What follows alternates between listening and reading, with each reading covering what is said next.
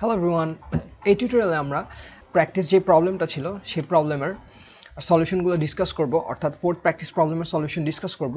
প্রথমত আমাদের প্রবলেম ছিল লিনিয়ার সার্চ করা, অর্থাৎ আমাদের একটা লিস্ট দেওয়া থাকবে এবং লিস্টের একটা সার্টেন নাম্বারকে খুঁজে বের করতে হবে। যদি খুঁজে পায় তাহলে আমরা আউটপুট দেখাবো ইয়েস, আর না পেলে দেখাবো নো।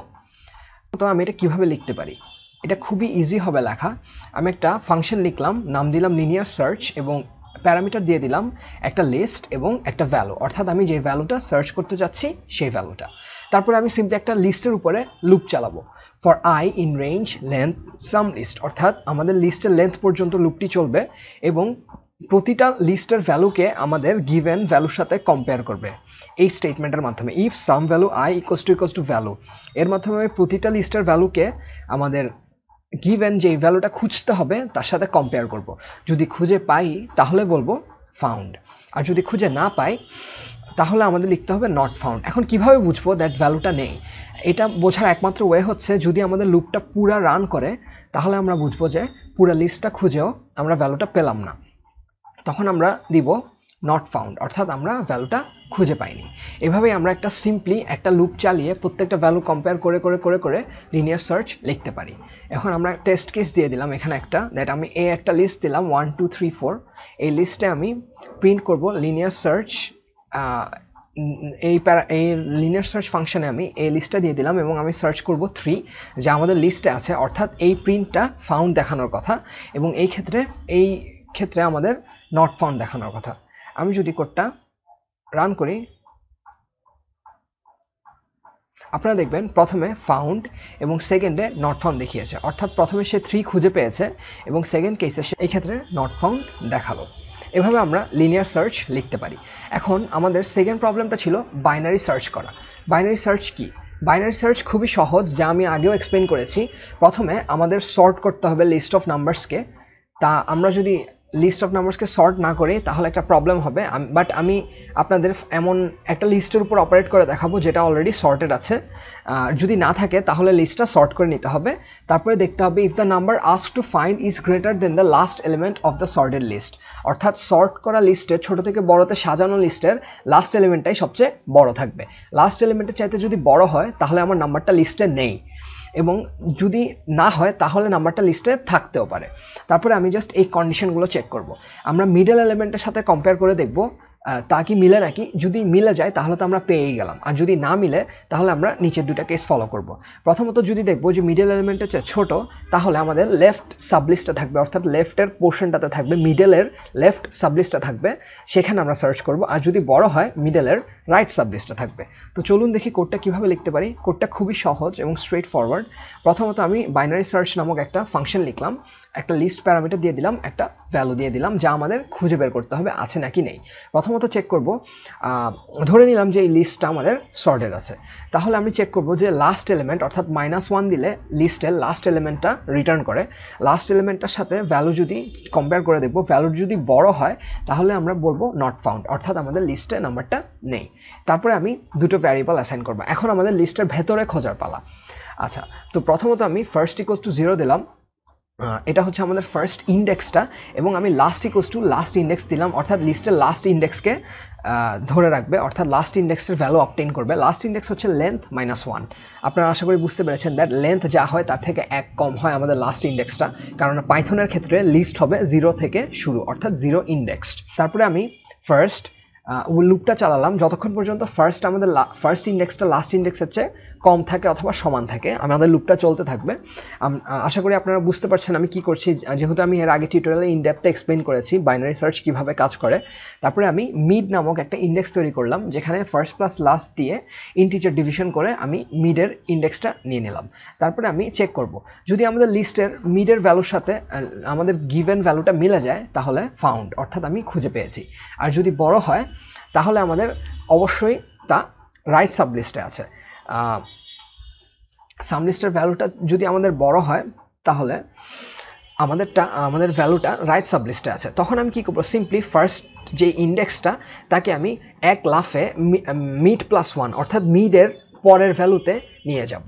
অর্থাৎ মিডে যে ভ্যালুটা ছিল, মিডে যে ইন্ডেক্সটা ছিল তার পরের ইন্ডেক্সে আমি ফার্স্ট ইন্ডেক্সটাকে নিয়ে যাব। অ্যাজ আ রেজাল্ট আমাদের ফার্স্ট ইন্ডেক্সটা হবে মিডের পরের ভ্যালুকে পয়েন্ট করে থাকবে এবং লাস্ট ইন্ডেক্সটা লাস্ট ভ্যালুকে পয়েন্ট করে থাকবে এবং আমরা রাইট সাবলিস্টে খুঁজতে থাকবো। সিমিলারলি আমাদের যদি ছোট হয় তাহলে লাস্টের ভ্যালুটা আমি মিড -1, অর্থাৎ এই ক্ষেত্রে আমি আমাদের ভ্যালুটা যদি ছোট হয় তাহলে তা লেফট সাবলিস্টে থাকবে এবং আমি মিডের থেকে 1 কম নিয়ে সেই ইন্ডেক্সটা লাস্টে অ্যাসাইন করে দিব। তাহলে ফার্স্ট ইন্ডেক্সেই থাকবে এবং লাস্ট ইন্ডেক্সটা হবে মিডের চেয়ে জাস্ট মিডের আগের ইন্ডেক্সটা হবে লাস্ট ইন্ডেক্স, অর্থাৎ আমি স্মলার লেফট সাবলিস্টে খুঁজতে থাকবো। এবং এভাবে যদি আমাদের লুপটা শেষ হয়ে যায়, যদি ফার্স্টটা লাস্টের চেয়ে বড় হয় আমাদের লুপ শেষ হয়ে যাবে, যেহেতু আমি কন্ডিশন এভাবে দিয়েছি, তাহলে আমি দিব নট ফাউন্ড এবং তার আগে যদি আমি খুঁজে পাই তাহলে ফাউন্ড প্রিন্ট করে দেখাবে। আমি একটা টেস্ট কেস দিয়ে আপনাদের দেখাই।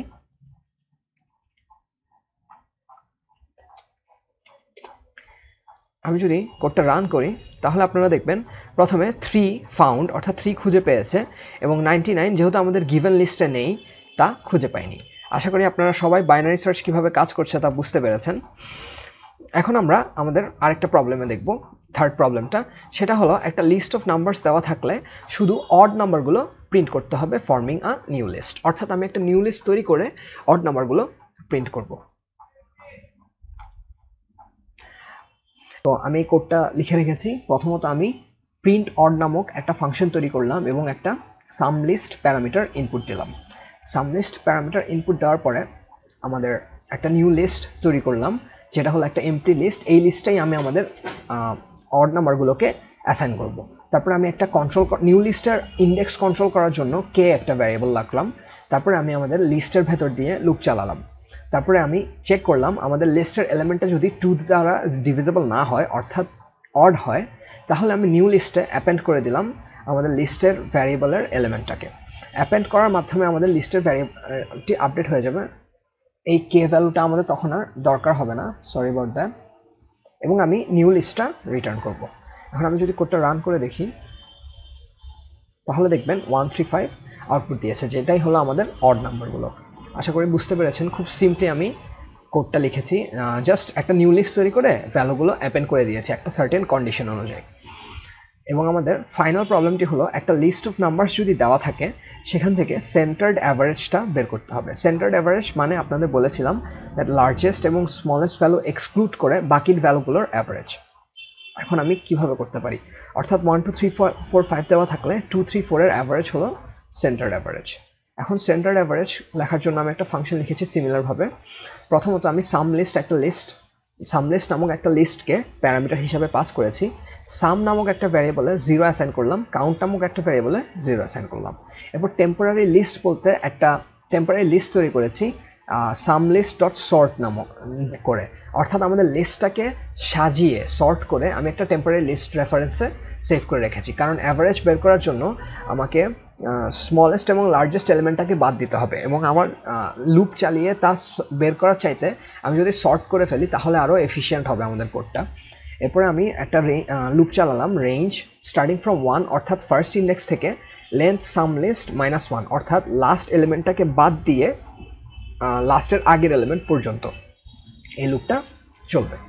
এখন আমাদের কাজটা করতে হবে, আমাদের সাম করতে হবে। প্রথমত আমি সিম্পলি সাম করতে থাকলাম, আমাদের সাপোজ 2 থেকে 4 পর্যন্ত সাম করলাম এবং আমি কাউন্ট করতে থাকলাম কয়টা এলিমেন্ট করে করে আমি সাম করছি। কাউন্ট করে আমি সিম্পলি সামটাকে কাউন্ট দিয়ে যদি ভাগ করে দিই আমাদের সেন্টার্ড অ্যাভারেজ বের হয়ে যাবে। আমি যদি প্রিন্ট করে দেখি